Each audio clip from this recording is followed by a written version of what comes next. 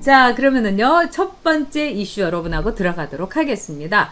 자, 못난 윤주병, 잘난 윤희숙 때리기. 남자가 말해요. 여자는 꽃으로도 안 때린다고 그랬는데, 이 윤준병이가 너무 못나가지고, 이 잘난 여성, 그 윤희숙 의원을 막 때리다가 지금요, 형편 무인지경으로 얻어 터지고 있습니다. 이 윤준병이. 그 얘기 해보도록 하겠습니다. 자, 이 윤준병 의원이라는 사람, 한번 스텝님 사진 좀 올려주시겠습니까?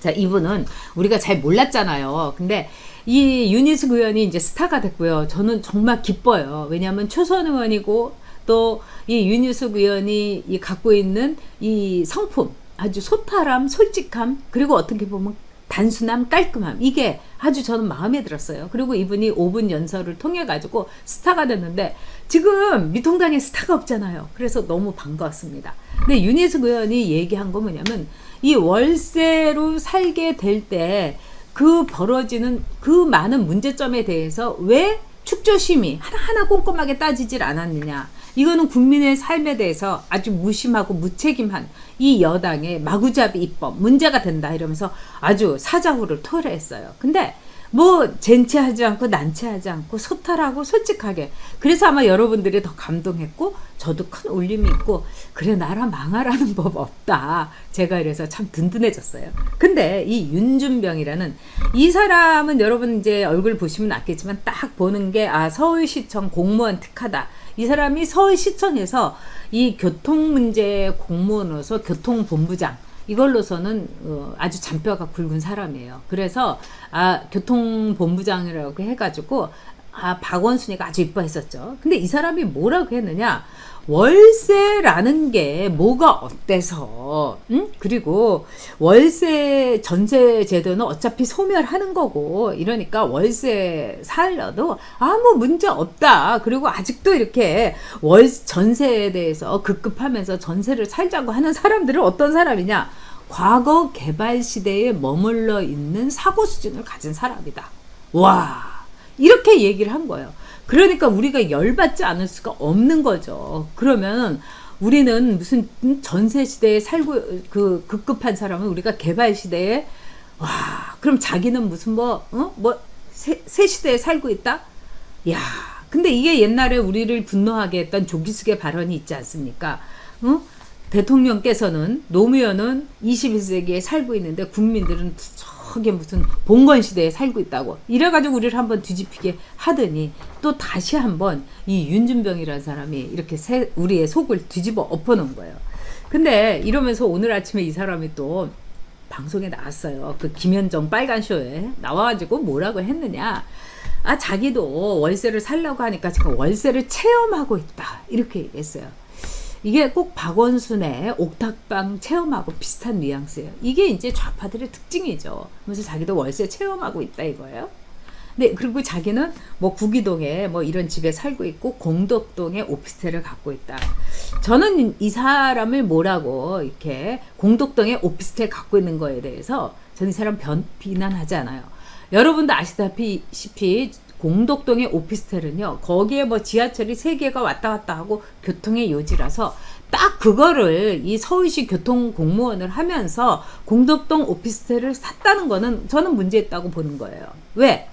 이 사람이 이제 내려주자 별로 이쁘지도 않으니까 그걸 알고서 그 공덕동의 요지를 딱 산 거예요. 그러니까 자기도 그렇게 사는 거예요. 우리도 그렇죠. 우리도 뭐 오피스텔 어디서 산다 하면 여기 월세가 잘 나갈 것 같으냐, 아니면 전세라도 할 수 있느냐, 뭐 다 따져보잖아요. 그게 인간 본성인데, 자기는 공덕동 오피스텔에 알짜 아주 황금 오피스텔 딱 사고 이러면서 사람들 보고 뭐라고 그러냐.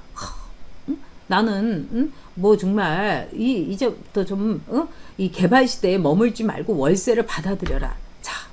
월세가 우리나라에서는 어떤 제도였고 전세가 어떤 제도였고 이걸 모르는 거죠. 사실 여러분도 아시는 것처럼 전세 제도는 우리나라밖에 없어요. 그래서 어떻게 얘기하냐면, 외국인들이 한국에 와서 전세를 이렇게 살면은요, 너무 좋아하는 거예요. 그런데 외국인들한테는 우리가 차별적으로 보통 뭐 1년치 집세를 받는다든지 그런 식으로 외국인들한테는 렌트를 놔요. 우리나라에서도. 근데 외국인들 중에서도 뭐 한국 부인하고 결혼을 하거나 한국 남편하고 결혼하면 그냥 전세로 살면은 세상에 이렇게 좋은 게 있냐. 그리고 이 한국에서 집 가진 분들은 자선 사업하는 거 아니냐. 왜? 그냥 전세를 뭐 2년 시컷 살다가 나중에 그 돈을 그대로 돌려받을 수 있는 거잖아요.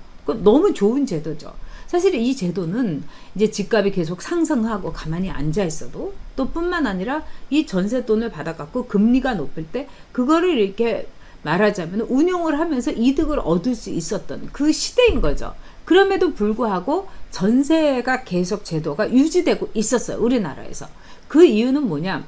이 집주인들 중에 굉장히 좋은 집주인들이 있었고 또 월세에 대해서 우리나라는 굉장히 인식이 좀 안 좋아요. 그래서 월세를 해갖고 월세에 그 들어간 사람이 뭐 안 내고 뭐 이러면 외국 같은 경우는 한 달만 안 내도야 딱 그냥 경찰에 와갖고 쫓잖아요. 쫓아냅니다. 월세 렌트한 사람 그냥 탁 이렇게 십자가 같은 걸로 이렇게 2개로 해갖고 탁 못에 박아버려요.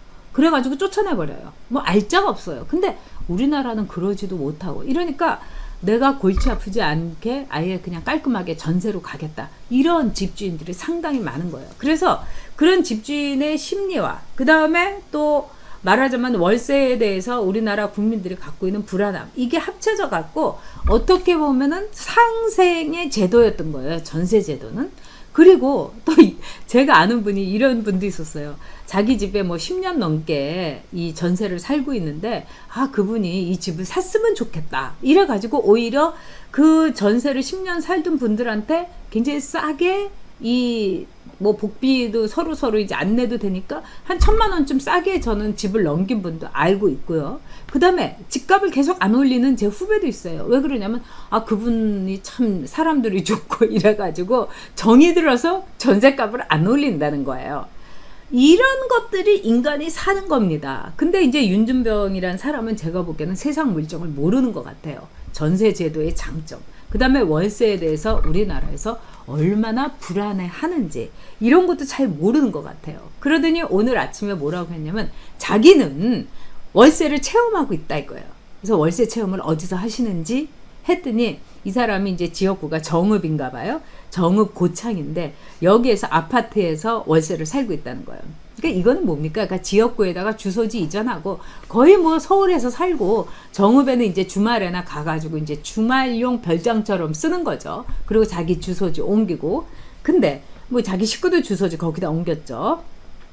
근데 이 시세를 알아보니까 이 사람이 지금 2층 아파트에서 살고 있는데 보증금이 500 내지는 1000이라는 거예요. 그리고 월세가 한 달에 20에서 30만 원 정도 되는 거예요. 그러니까 가장 제가 보기에는 근사한 거는 보증금 500에다가 월세 20일 가능성이 커요. 그 동네가 그렇답니다. 그 아파트가 500에 20이라는 거예요. 이건 뭐 거의 뭐 이 사람으로서는 전혀 부담 안 되는 거 아니에요? 500만 원 보증금에다가 월세 20. 더구나 우리가 세금을요, 이 국회의원들 그 세비가 1억 5천 되지 않습니까? 그리고 뭐 자기 KTX도 공짜로 타고 다니고요. 뭐 드는 게 없는 거죠. 그리고 뭐 고창이라든가 정읍에 제가 가보면은 저는 거기에 이제 옛날에 제가 잘 아시던 분들이 있어서 가보면 물가가 아주 싸요. 그러니까 이 사람이 그 지역구에서 자기가 월세를 몸소 체험하고 계시다. 그러니까 정말 너무 웃기는 게 몸소 체험하고 있다고 표현을 하더라고요. 그 김현정 빨간 쇼에 나와가지고. 그래서 제가 정말 이 사람들이 시골에서 국회의원 몇 번 하더니 왕이 됐다고 생각을 하는구나. 몸소 체험하고 계시다. 그러면서 이 김현정이가 또 물었어요. 월세가 얼마냐 했더니 그건 좀 밝히기 어렵다는 거예요. 근데 이미 네티즌들이 쫙 올린 거예요.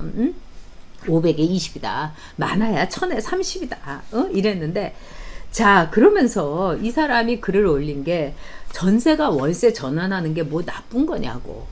그리고 이거 괜찮은 거라고. 그리고 월세로 전환하게 되면은 더 부담도 없고 좋은 거 아니냐고. 이거를 딱 들으니까 마리 앙투아네트가 실제로는 하지 않았다고 하는데 사람들이 막 백성들이 데모를 하고 시위를 하니까 마리 앙투아네트가 천진난만하게 왜 저러는 거죠? 이랬더니 빵을 달라고 그럽니다. 그러니까 앙투아네트가